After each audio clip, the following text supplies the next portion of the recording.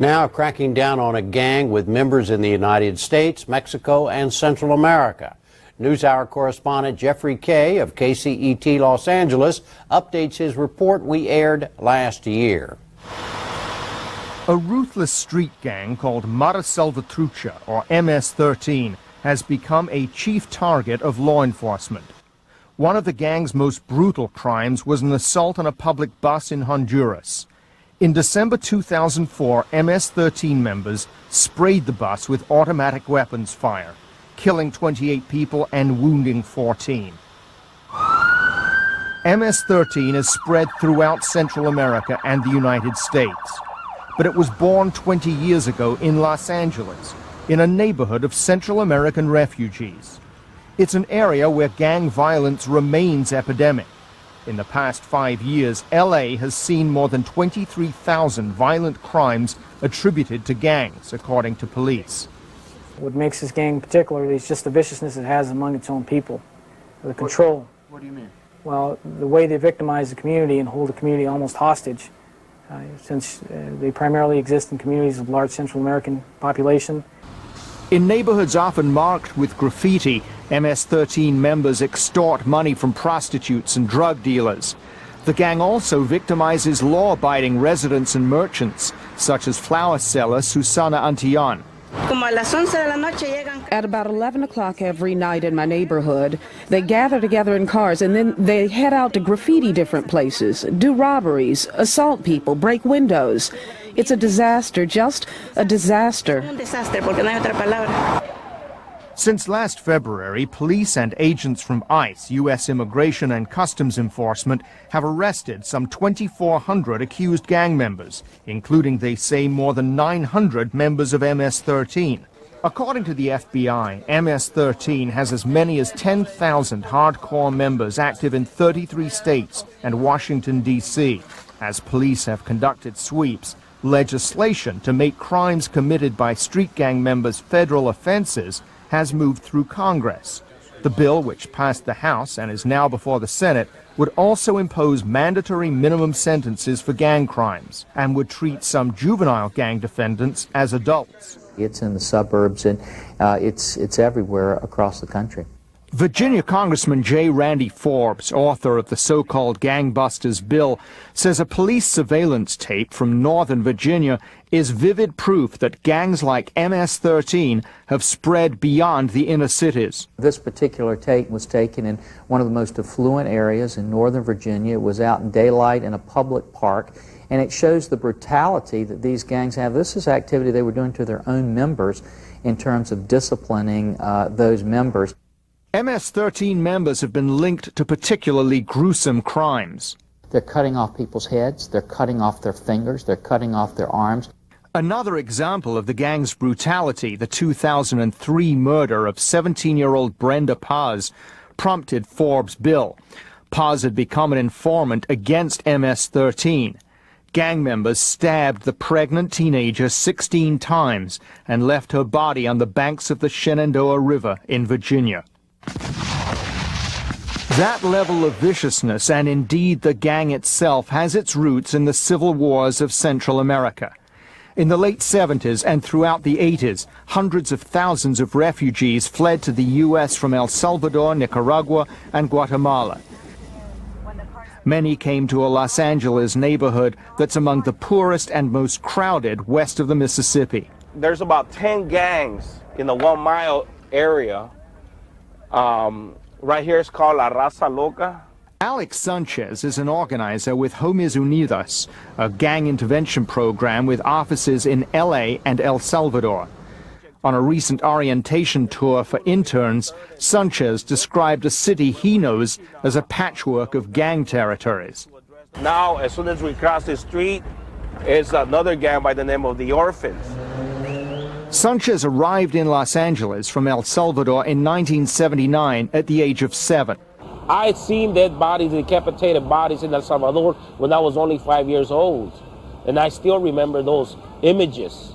He says the armed conflicts left deep scars on immigrant families. Many of these people's parents were involved in the war, either in the military or the guerrilla. and they came fleeing that war into these communities, you know, where a lot of them were dealing with the trauma of war. Sanchez joined the MS-13 gang when he was in junior high school. Since then, he's been shot by rival gang members and has served prison time for auto theft and weapons possession. So we're coming up on the mural. By the 80s, gangs were already entrenched in the neighborhood. One, the 18th Street gang, dominated. A wall mural portrays that gang's history, a record that includes a brutal rivalry with MS-13. 18th Street, composed mostly of Mexican Americans, resented the newcomers. So MS formed primarily to protect themselves from these other gangs. Officer Flores says as money, drugs, and weapons became more plentiful, gang violence escalated. Most of these members coming from war-torn countries where, you know, killing was a regular occurrence. Violence, beating people up, stabbing people, seeing people die. I mean, they were desensitized. So when it came time for them to deal with rival gang members, I mean, their readiness to commit a violent act was nothing, was second nature. In the late 90s, police cracked down hard.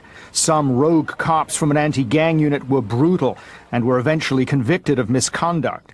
Later, prosecutors obtained injunctions that prohibit gang members from congregating in public. As police turned up the heat and as Central Americans moved to other cities, MS-13 members spread out. They are so mobile, and they are so easily, I mean, they're easy for them to travel, especially when you have other cities with cliques, and they're able to go and find friendly faces and hide out within those communities as well. Deportation flights further contributed to the gang's spread. In the late 90s, the U.S. government started deporting non-citizens convicted of crimes.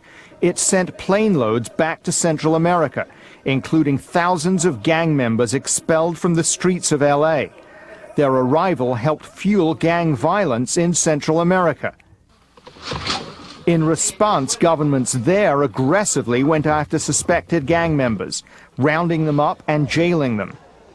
Human rights groups have complained that innocent people have been jailed and that prisons are overcrowded. In El Salvador and Honduras, recent riots and fires in cell blocks containing gang members killed nearly 200 prisoners, many of whom had not been convicted of crimes.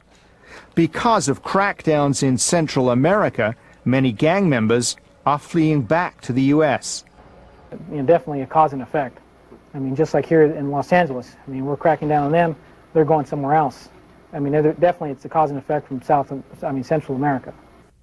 One dramatic example of the gang's mobility, MS-13 member Ebner Rivera Paz, the accused mastermind of the Honduras bus attack, was captured in Texas last February. He had been deported 4 times over the past 10 years. As police step up anti-gang activity, proponents of tough anti-gang laws say those measures will help law enforcement make up for lost time. After 9/11, our focus was on terrorism and homeland security, and we did lose our focus a little bit on what was taking place with this huge rise of gang activity within our own midst. All right, so the first question, I am asking you to define your self-esteem. But supporters of gang intervention programs like this one at Homies Unidos say the priority should be prevention and rehabilitation rather than harsh punishment. It's not solving the problem, it's just putting a bandage over the problem, you know, because you're not dealing with the real root cause of the problem. You know, you still have kids joining gang as small as, you know, junior high. And you have kids that are in elementary already knowing, you know, the gang structure and already knowing about gangs. There is no question that when you look at the gang problem, it is a multifaceted problem. But the best analogy that I can give you is if you walk into a doctor's office and you have cancer. You don't want that doctor to spend 2 hours telling you about how you got the cancer. You don't want him to spend 2 hours telling you about how you could have prevented it or how your family members could prevent it. What you're telling him at that time is, get rid of this cancer that I have, and then I'll talk to you about some of the causes and the prevention. As gangs move across borders, law enforcement officials are also organizing internationally. Recently, police from the U.S., Mexico, and Central American nations conducted coordinated raids on MS-13 and other gangs.